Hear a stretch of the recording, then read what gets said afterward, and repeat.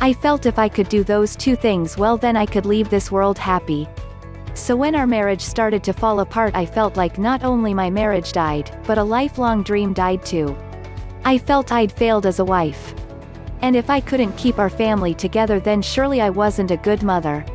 My original post answered the question at hand, and yes, in those moments I was harsh, because I was hurting. But there was a time I'd have done anything for him, and a part of me will always care about him.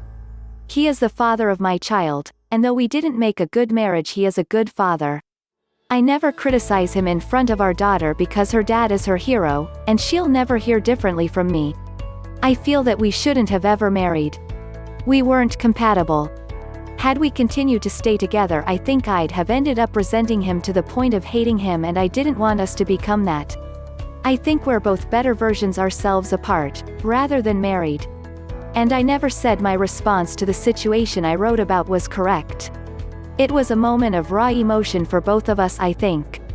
I'm honest about my part in the situation, even if it isn't pretty. Nothing about the breakdown of a marriage relationship is very pretty. I wanted to be graceful about it, but sometimes that's really hard to do when you feel like your heart has been ripped out. Life isn't perfect now, but we'll survive. I came out on the other side stronger than I thought I would. And for those asking, I haven't had another child yet. My daughter often asks for a sister. She refuses to believe that sometimes you can end up with a brother instead. The man I met after my separation is still with me, and we have discussed IVF or adopting an older child.